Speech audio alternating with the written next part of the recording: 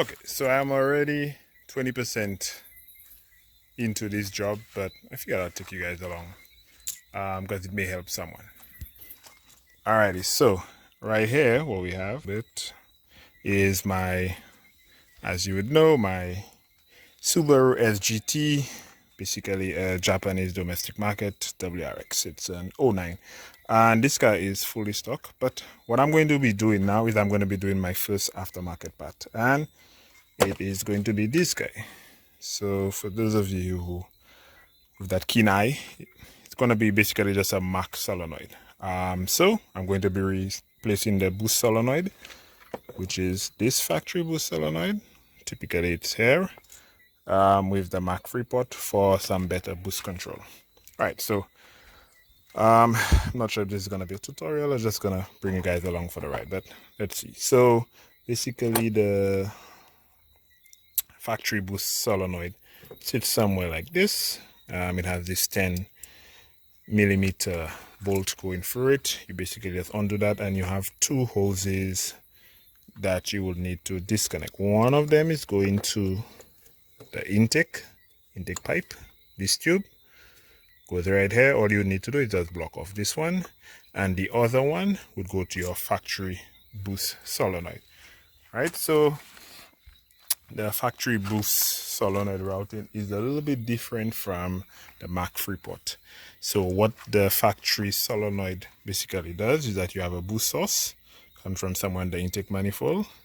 It goes to a T, and that T, one end of that T goes to your boost solenoid, and the other one goes to the wastegate.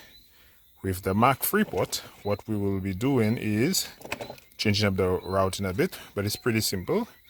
Probably going to put up a diagram somewhere in this video, but basically what we'll be doing is one from our boost source will be going to port 2, if I remember correctly.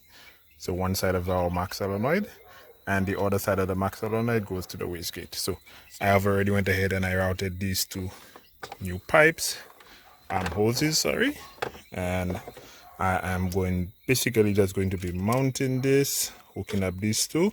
And for the connection, there are many ways in which you can hook up your solenoid. So the solenoid basically has two wires. It does not have polarity, so it can go either way. But you're basically trying to get these two wires to plug into this connector, which is what your factory Boost solenoid would have been plugging into. So if you buy an off-the-shelf kit, Grimspeed, etc., they basically just give you this solenoid with a connector that plugs into here and a bracket that mounts into there.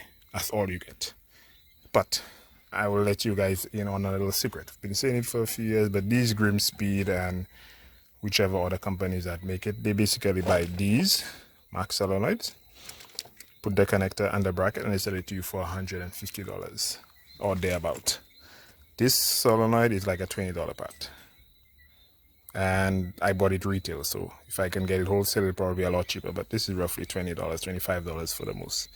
So you can buy this, follow these steps, and you will get better boost control for a fraction of the price. Right, so I already went ahead and I routed the lines. Again, one of them is going to the wastegate on the turbo, and the other one is just going from the boost source. And I'm going to go ahead and hook up everything, and what I think I'm going to do for the connector is I'm just going to hack this up, I think. So I'm going to cut this up with a grinder and leave these two pins on the inside exposed, and just basically solder this connector to my boost solenoid, so that way it can plug directly into that. You don't have to do that. Some people just decide to cut this one off completely and just get a universal connector, solder it on there, and solder the other end on there.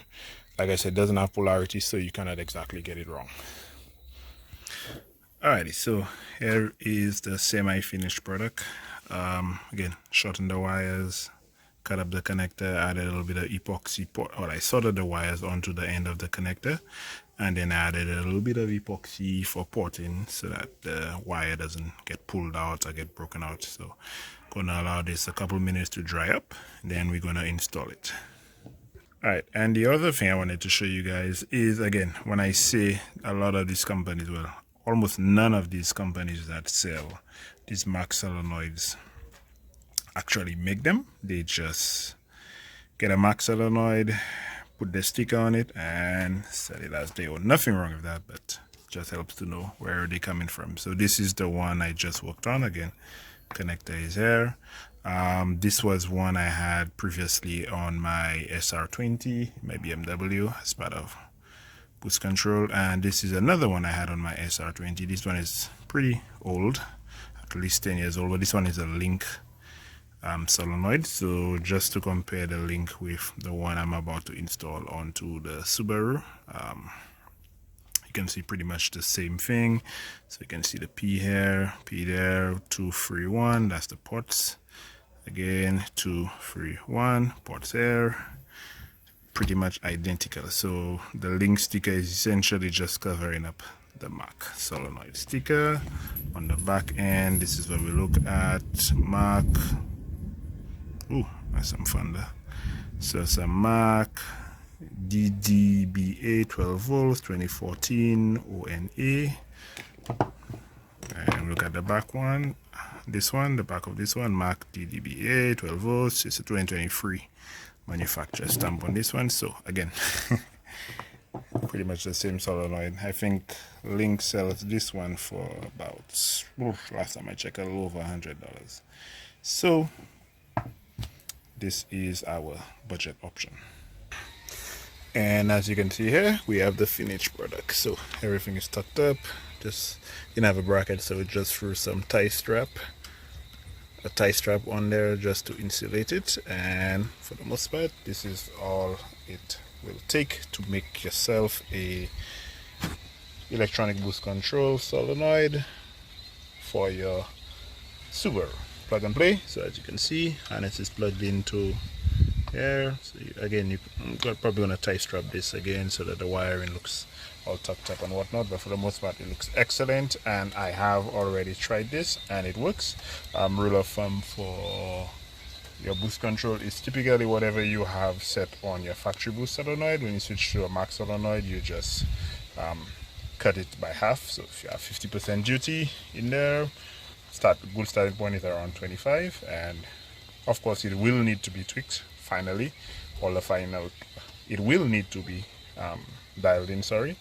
So it's a good starting point, and hopefully this one helps you guys. And if it did, go ahead and let me know down in the comments, and if it didn't, let me know as well. So catch you guys later. Peace.